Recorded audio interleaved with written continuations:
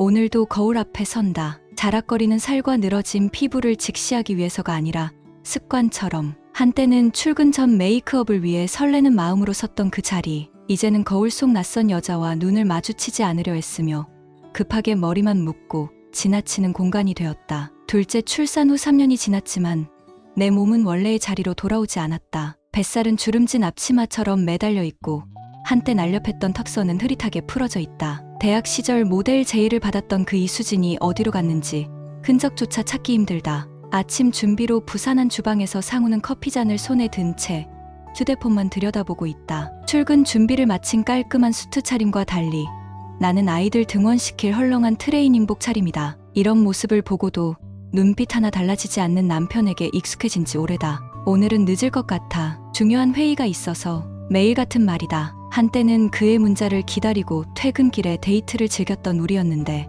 어느 순간부터 대화는 아이들 일정과 장보기 목록 그리고 집안 수리에 관한 것으로만 채워지게 되었다. 가끔 결혼 전 함께 찍은 사진을 보면 마치 다른 세상 이야기 같다. 여보, 나 필라테스 다니고 싶은데. 자신감 없이 내뱉은 말에 상우는 고개만 끄덕인다. 출산 후 다이어트가 필요하다는 의미로 받아들인 모양이다. 하지만 내게 필요한 건 단순한 체중 감량이 아니었다. 이 질식할 것 같은 일상에서 잠시라도 벗어나 내 자신을 그리고 잃어버린 여자로서의 정체성을 찾고 싶었다. 채영이도 같이 등록한대. 근처 센터가 평이 좋더라고. 대학 동창 채영은 나처럼 엄마가 된 후에도 늘 자신을 가꾸는 법을 아는 사람이었다. 요가, 필라테스, 발레, 피트니스까지 그녀가 추천하는 건 늘 좋았다. 만날 때마다 수진아, 너 그렇게 자신을 놓으면 안 돼라며 이것저것 알려주는 친구였다. 아이들을 어린이집에 데려다주고 돌아오는 차 안에서 휴대폰을 열어 스타일 필라테스를 검색했다.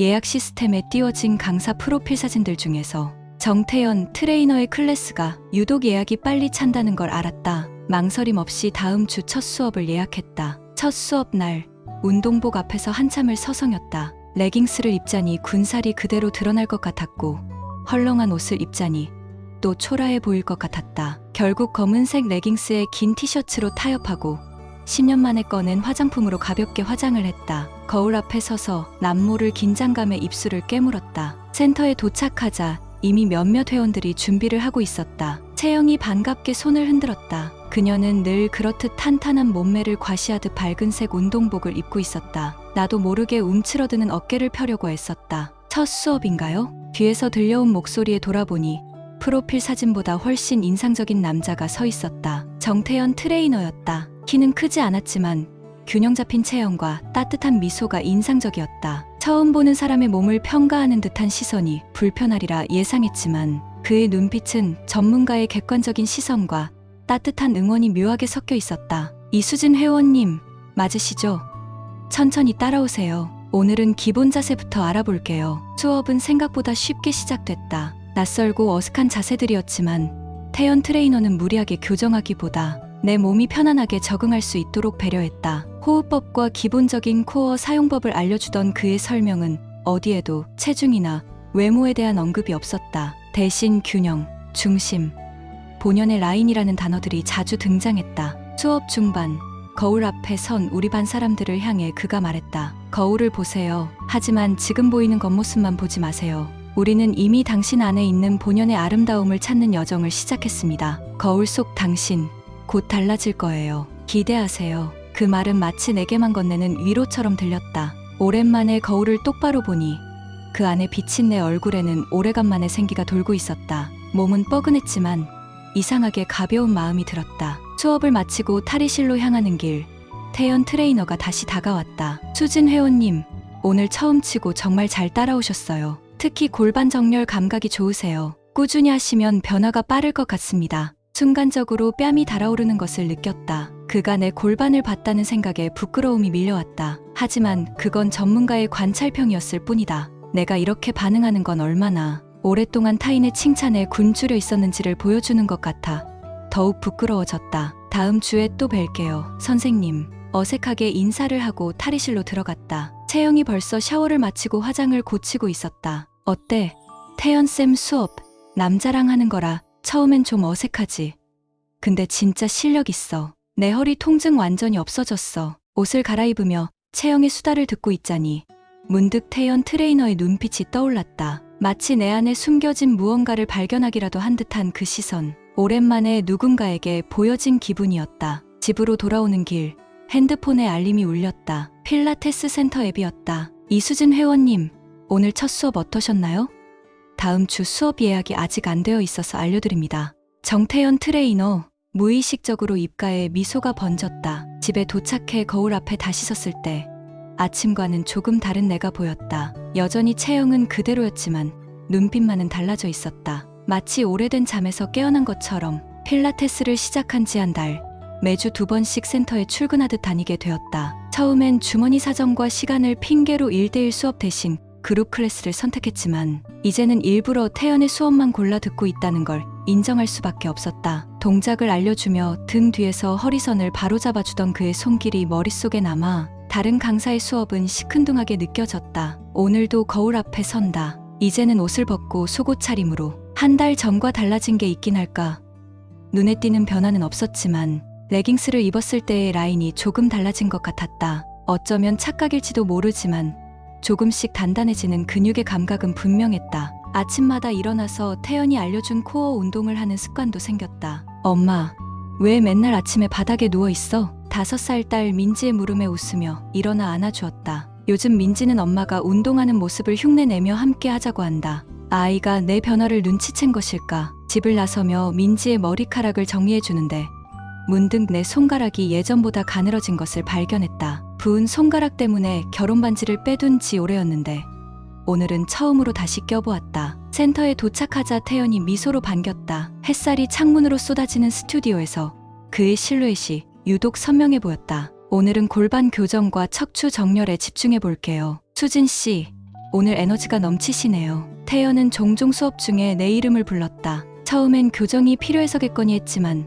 나중엔 다른 회원들보다 내 이름을 더 자주 부른다는 사실을 알아차렸다. 채영은 야, 인기 많네라며 놀렸지만 나는 그저 트레이너로서의 관심일 뿐이라 생각했다. 아니, 그렇게 생각하려 했다. 수업 중간에 리포머 기구 위에서 다리를 옆으로 벌리는 동작을 하고 있을 때였다. 태연이 다가와 골반 위치를 조정해 주었다. 그의 손이 내 허리에 닿았을 때 묘한 전율이 등줄기를 타고 올라왔다. 전문적인 터치였지만 어쩐지 평소보다 조금 더 오래 머무는 것 같았다. 수진 씨, 허리가 많이 유연해지셨네요. 정말 빠르게 변하고 계세요. 태연의 목소리는 낮고 차분했지만 귓가에 맴도는 느낌이 있었다. 거울 속에서 우리의 시선이 마주쳤다. 나는 황급히 눈을 돌렸지만 그의 시선은 쉽게 떠나지 않았다. 수업이 끝난 후 다른 회원들이 빠져나가는 사이 스트레칭을 핑계로 남았다. 스튜디오에 우리 둘만 남았을 때 태연이 옆에 앉았다. 운동 효과가 빨리 나타나고 있어요. 특히 자세가 많이 좋아졌어요. 그런가요? 저는 잘 모르겠어요. 체중은 별로 안 줄었는데 체중보다 중요한 건 몸의 균형과 자세예요. 수진 씨는 원래 좋은 라인을 갖고 계셨어요. 다만 임신과 출산으로 잠시 숨겨진 것뿐이죠. 저는 그걸 다시 찾아드리는 역할만 하는 거예요. 원래 좋은 라인, 오랫동안 잊고 있던 칭찬이었다. 남편은 늘 예쁘다는 표현보다 잘한다, 고맙다는 말을 더 많이 했다. 엄마와 아내로서의 역할에 대한 인정이었지 여자로서의 매력에 대한 것은 아니었다. 혹시 개인 레슨도 받을 수 있을까요? 입 밖으로 나온 말에 스스로 놀랐다. 태연의 눈빛이 살짝 변했다. 물론이죠. 제 시간표가 꽉 차 있지만 수진 씨라면 시간을 내볼게요. 어떤 부분에 집중하고 싶으세요? 전체적인 라인 교정이요. 집으로 돌아오는 길, 내 대답의 진위가 무엇이었는지 곰곰이 생각했다. 정말로 체형 교정만이 목적이었을까?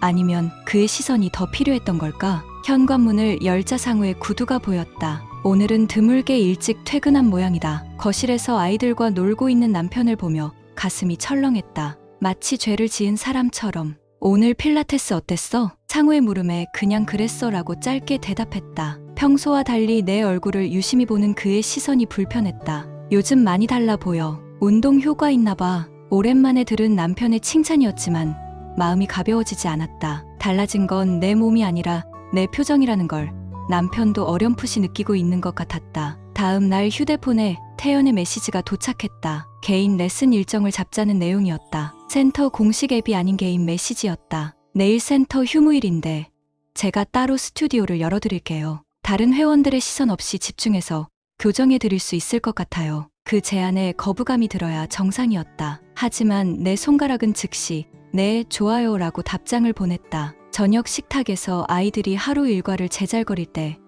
나는 내일 있을 개인 레슨을 어떻게 설명할지 고민했다. 결국 채영이와 카페 가기로 했어라는 거짓말을 선택했다. 남편은 평소처럼 그래, 즐겁게 다녀와라며 휴대폰만 들여다보았다. 거울 앞에 선 나는 새로운 운동복을 꺼내 입었다. 온라인으로 몰래 주문한 것으로 평소보다 조금 더 밀착되고 과감한 디자인이었다. 거울 속 내 모습이 낯설었다. 이것은 분명 운동을 위한 옷차림이 아니었다. 태연이 바라보는 내가 되고 싶은 모습이었다. 센터의 문을 열자 평소와 달리 고요함이 먼저 느껴졌다. 휴무일의 빈 스튜디오는 낯설게 넓어 보였다. 창가에 서 있는 태연의 뒷모습이 눈에 들어왔다. 평소 트레이너복 대신 캐주얼한 티셔츠와 트레이닝 팬츠 차림이었다. 문이 닫히는 소리에 그가 돌아섰다. 태연의 시선이 내 새 운동복에 잠시 머물렀다. 그의 눈빛에서 평소와 다른 감정을 읽을 수 있었다. 전문가의 시선이 아닌 한 남자의 눈길이었다. 가슴이 빠르게 뛰기 시작했다. 1대1 수업은 처음이시죠? 오늘은 정확한 자세를 찾는데 집중해 볼게요. 동작 하나하나에 평소보다 더 많은 설명이 이어졌다. 허리를 바로잡아주기 위해 등 뒤에서 양손으로 내 골반을 감싸 안을 때 그의 숨결이 목덜미에 닿는 것이 느껴졌다. 평소 그룹 수업에서는 결코 경험할 수 없던 친밀한 순간들이 이어졌다. 다리를 조금 더 벌려보세요. 네, 그대로요. 리포머 위에서 다리를 넓게 벌리는 동작을 할 때였다. 태연이 무릎을 잡고 자세를 교정해주는데 손가락이 허벅지 안쪽으로 살짝 미끄러졌다. 의도적인지 우연인지 구분할 수 없었지만 그 순간 호흡이 멈춘 것 같았다. 문득 이게 다른 회원들에게도 하는 일상적인 터치인지 궁금해졌다. 거울을 통해 우리의 자세가 보였다. 마치 연인처럼 가까운 거리. 태연은 내 허리를 잡은 채 시선을 거울 속으로 보냈다. 우리의 눈이 거울 속에서 마주쳤다. 이번에는 시선을 피하지 않았다. 숨을 참고 계시네요. 천천히 내쉬세요. 그의 말에 뒤늦게 숨을 내쉬었다. 공기가 폐를 빠져나가는 동안 긴장도 함께 빠져나가는 것 같았다. 이제는 그의 손길이 나를 어떻게 만지는지, 어디를 더듬는지 의식하지 않았다. 그저 맡겨두었다. 다른 사람들에게도 이렇게 자세 교정을 해주나요? 스트레칭을 마무리하며 무심코 던진 질문이었다. 태연의 동작이 잠시 멈추었다. 모든 회원에게 필요한 교정은 해드립니다. 하지만 사람마다 필요한 터치의 깊이가 다르죠. 모호한 대답이었지만 그 속에 담긴 의미를 알 것 같았다. 우리 사이에 특별한 무언가가 시작되었다는 무언의 고백. 수업이 끝난 후 태연이 물 한 병을 건네며 옆에 앉았다. 땀으로 젖은 이마를 닦으며 그를 바라보았다. 평소 수업에서는 볼 수 없었던 편안한 표정이었다. 오늘 수업은 어땠어요? 좋았어요. 평소와는 다른 집중력이 생긴 것 같아요. 수진 씨는 정말 운동 감각이 좋으세요. 몸에 대한 이해력도 높고요. 잠시 침묵이 흘렀다. 말로는 표현되지 않는 대화가 눈빛 사이에 오갔다. 혹시 시간 되시면 같이 식사라도 할까요? 평소의 나라면 즉각 거절했을 제안이었다. 기혼 여성으로서 두 아이의 엄마로서에서는 안 될 선택이란 걸 명백히 알면서도 입에서는 다른 대답이 나왔다. 네, 좋아요. 1시간 후 우리는 센터에서 멀리 떨어진 조용한 식당에 앉아 있었다. 그 거리감은 분명 의도적이었다. 지인을 마주칠 가능성을 최소화하기 위한 선택. 태연은 와인 한 잔을 권했고 평소 술을 마시지 않던 나도 거절하지 않았다. 수진 씨에 대해 더 알고 싶어요. 30대 후반의 평범한 주부예요. 별로 특별한 건 없어요. 평범하지 않아요. 첫 수업부터 눈에 띄었어요. 다른 회원들과 달랐거든요. 어떤 면에서요? 눈빛이요. 단순히 다이어트나 체형 교정만을 원하는 게 아니라 뭔가 더 깊은 갈망이 있어 보였어요. 그 말에 심장이 빠르게 뛰었다. 나도 몰랐던 내 마음속을 태연이 꿰뚫어 본 것만 같았다. 와인 한 잔이 순식간에 비워졌다. 태연은 자신의 이야기도 들려주었다. 무용을 전공했지만 부상으로 꿈을 접었다는 것, 필라테스를 통해 몸의 균형을 되찾고 새로운 직업을 찾게 되었다는 것. 나보다 10살가량 어리지만 그의 말투와 생각은 또래처럼 느껴졌다. 결혼 생활은 어떠세요? 갑작스러운 질문에 잠시 말문이 막혔다. 거짓말을 하려 했지만 태연의 진지한 눈빛 앞에서 솔직함이 먼저 나왔다. 안정적이에요. 하지만 때로는 너무 안정적인 것 같아요. 가끔은 내가 아내와 엄마가 아닌 그냥 이수진으로 바라봐주는 사람이 필요할 때가 있어요. 나는 수진 씨를 수진 씨로 바라보고 있어요. 아이 엄마라는 이유로 누군가가 당신을 놓친 거예요. 난 놓치기 싫어요. 그 말에 뜨거운 것이 눈가를 적셨다. 오랫동안 갈망했던 말이었다. 여자로서 나를 바라보는 시선, 그것이 불륜의 시작점이 될 수도 있다는 것을 알면서도 그 순간만큼은 모든 것을 내려놓고 싶었다. 식사를 마치고 나오는 길, 태연이 내 손을 잡았다. 그의 손은 따뜻했다. 거부해야 한다는 생각이 들었지만 몸은 그대로 멈춰 서 있었다. 우산 아래서 마주 선 우리의 모습이 마치 로맨스 영화의 한 장면 같았다. 다음 개인 레슨은 언제로 할까요? 집으로 돌아오는 택시 안에서 태연과의 대화가 계속 머릿속을 맴돌았다. 스스로에게 변명했다. 이건 바람이 아니야. 그냥 따뜻한 말에 취한 거야. 육체적인 관계는 없었으니까. 하지만 마음이 이미 넘어갔다는 사실은 부정할 수 없었다. 현관문을 열기 전 거울에 비친 내 얼굴을 확인했다. 홍조가 띈 뺨, 반짝이는 눈빛, 누가 봐도 설레는 여자의 표정이었다. 이게 정말 내가 원하는 거야? 거울 속 나에게 물었지만 대답은 이미 알고 있었다. 문을 열자 익숙한 일상이 기다리고 있었다. 아이들의 숙제, 저녁 준비, TV 앞에 앉은 남편. 하지만 오늘 밤 내 마음은 이미 집 밖에 남겨둔 채였다. 그로부터 2주일, 시간은 다르게 흘렀다. 하루하루가 태연과의 연락을 기다리는 시간과 그 외의 모든 시간으로 나뉘었다. 아침에 눈을 뜨자마자 확인하는 것은 남편도 아이들도 아닌 핸드폰 메시지였다. 그의 아침 인사를 기다리는 마음에 가슴이 설레었다. 오늘도 행복한 하루 보내세요. 수진 씨 웃는 모습을 생각하며 시작합니다. 매일 아침 조금씩 다른 문구로 날아오는 메시지가 하루의 시작이 되었다. 남편은 내 달라진 기상 습관을 알아채지 못했다. 아니, 어쩌면 알아채고도 별다른 의미를 두지 않았을지도 모른다. 아침마다 더 공들여 화장을 하고 옷을 고르고 향수를 뿌리는 내 모습을 그저 필라테스의 효과로만 여겼으니까 태연과의 개인 레슨은 일주일에 한 번으로 늘었다. 공식적인 센터 스케줄에는 없는 우리만의 비밀 시간이었다. 매번 레슨 후에는 함께 식사를 했고 점점 더 깊은 대화를 나누게 되었다. 그는 내가 꿈꿨던 모든 것을 기억해 주었다. 대학 시절 가졌던 여행 작가의 꿈, 30대 초반에 잠시 도전했다가 포기했던 블로그 운영, 그 모든 것에 귀 기울이고 진지하게 들어주었다. 육체적인 관계는 없었다. 손을 잡거나 어깨에 머리를 기대는 정도였지만 그 작은 접촉만으로도 충분했다. 어쩌면 그 거리감이 이 관계를 더 로맨틱하게 만드는 건지도 모른다. 현실의 경계 위에 아슬아슬하게 걸쳐진 감정선이 주는 스릴감이 있었다. 오늘 아침에도 그의 메시지가 왔다. 사진 한 장과 함께 오늘 수진 씨가 좋아할 만한 카페를 발견했어요. 주말에 같이 가보면 어떨까요? 사진 속 카페는 아늑했다. 꽃과 책으로 가득한 공간. 내가 좋아할 만한 곳이란 걸 태연은 정확히 알고 있었다. 그 배려가 특별하게 느껴졌다. 창우에게는 내 취향을 이야기해도 늘 아, 그래? 로 끝나곤 했으니까. 주말 계획을 세우려던 그때 남편이 갑자기 방에 들어왔다. 노트북 좀 빌려줄래? 내 거 배터리가 나갔어. 순간 화면을 가리려 했지만 이미 늦었다. 창우의 시선이 핸드폰 화면에 머물렀다가 내 얼굴로 옮겨갔다. 그의 표정이 순간 굳었다. 누구야? 그냥 필라테스 선생님이에요. 센터에서 보낸 공지 같은 거. 거짓말은 설득력이 없었다. 창우는 노트북을 내려놓고 내 옆에 앉았다. 침묵이 흘렀다. 최근에 내가 많이 달라졌어. 그의 목소리는 평소보다 낮았다. 화가 난 것도 슬픈 것도 아닌 어딘가 공허한 톤이었다. 필라테스 때문에 그래. 운동하니까 활력도 생기고 운동 때문이 아니라는 거 나도 알아. 내가 웃을 때 눈이 달라졌어. 핸드폰을 볼 때마다 표정이 바뀌고 그리고 창우는 잠시 말을 멈췄다가 이어갔다. 오늘 아침에 내 노트북을 썼어. 배터리 충전하려고 열었는데 메시지가 계속 떴거든. 가슴이 철렁 내려앉았다. 태연과 나눈 메시지들이 노트북 동기화 기능으로 모두 표시되었을 것이다. 순간 머릿속이 하얘졌다. 오늘 수진 씨 정말 예뻤어요. 아침부터 설레게 해줘서 고마워요. 눈을 감으면 수진 씨 향기가 생각나요. 처음 만났을 때부터 알았어요. 당신이 특별하다는 걸. 이 모든 메시지를 상우가 봤다는 생각에 얼굴이 화끈거렸다. 수치심과 죄책감이 밀려왔다.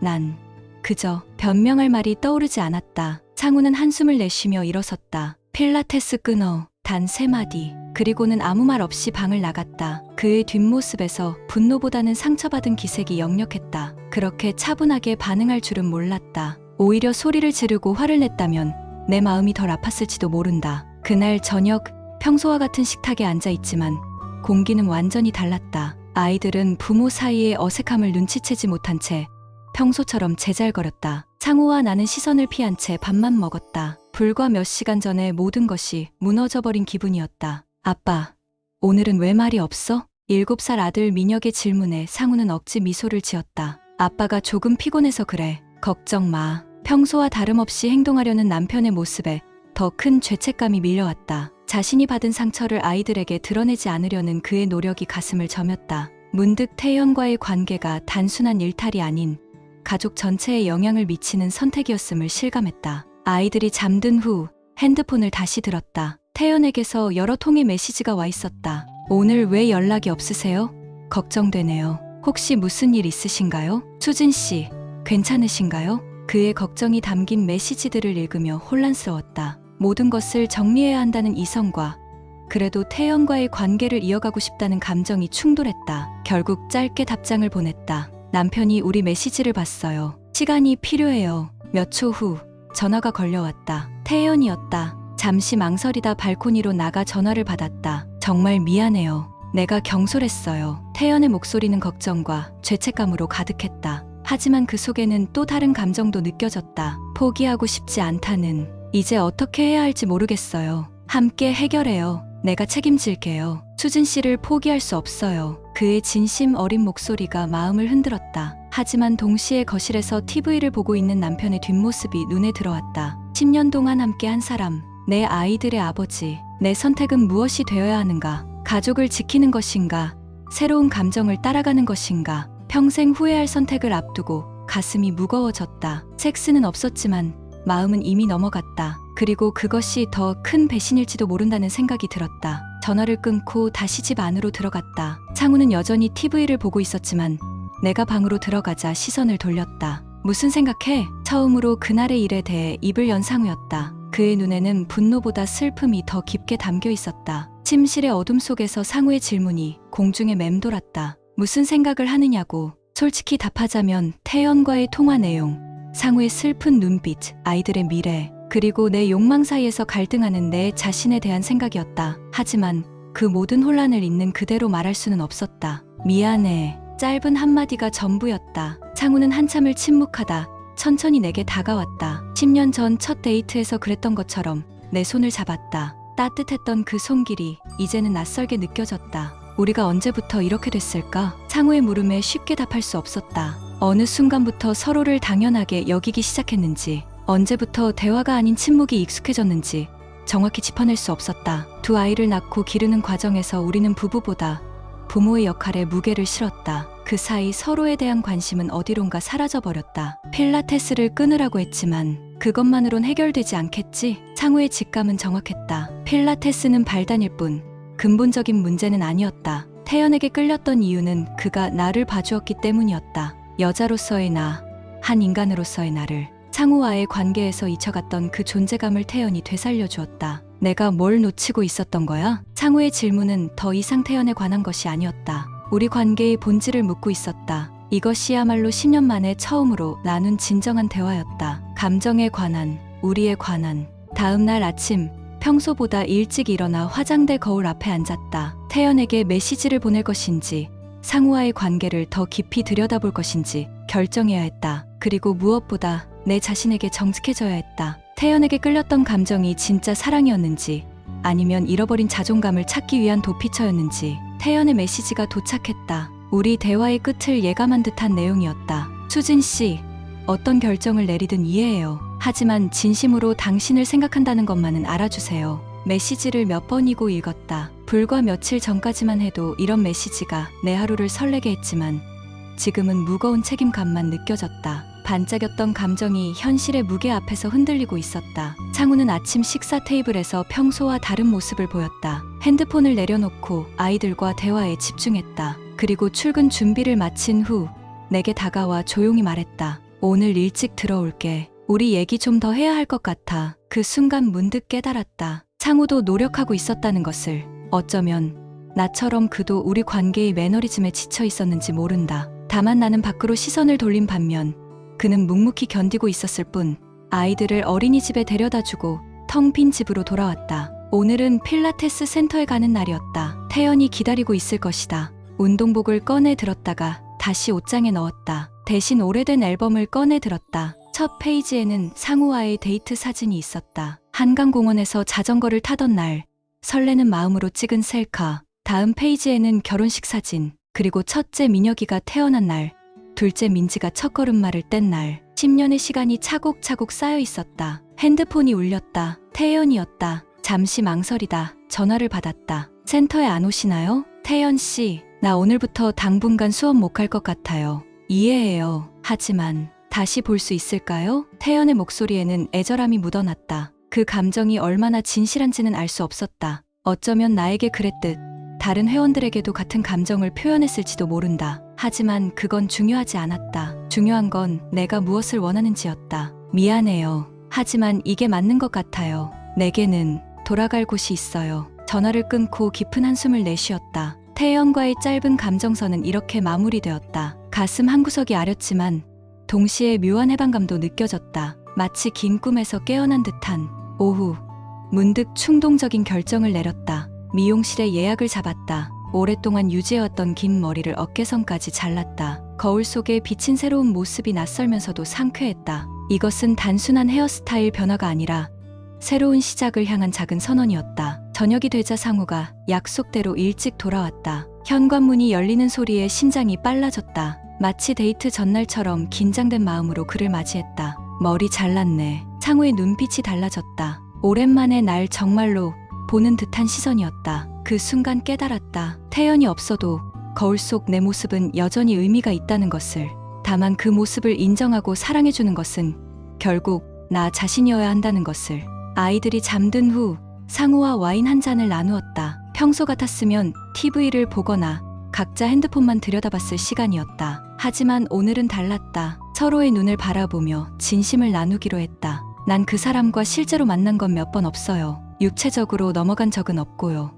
알아. 내가 그럴 사람이 아니란 걸. 하지만 마음이 흔들렸던 건 사실이에요. 상우는 잠시 침묵했다가 입을 열었다. 나도 책임이 있어. 너무 당연하게 생각했던 것 같아. 우리 관계를, 내 존재를, 서로의 이야기를 들으며 지난 10년을 돌아보았다. 처음 시작할 때의 열정, 아이들이 태어난 후의 변화, 그리고 점차 일상에 파묻혀 서로를 잃어가던 과정. 우리는 둘 다 실수했다. 하지만 더 중요한 것은 그 실수를 인정하고 함께 나아갈 의지가 있다는 것이었다. 앞으로는 어떻게 할까? 상우의 질문에 내 대답은 간단했다. 처음부터 다시 시작해요. 다음 날 아침, 평소와 다르게 상우가 아이들의 등원을 담당했다. 나에게 조금의 시간을 주겠다는 배려였다. 혼자 남은 집에서 거울 앞에 섰다. 더 이상 태연의 시선으로 나를 보지 않았다. 그저 있는 그대로의 나를 바라보았다. 필라테스는 계속하기로 했다. 다만 센터를 바꾸고 여성 강사의 수업을 듣기로 했다. 운동 자체를 포기할 필요는 없었으니까.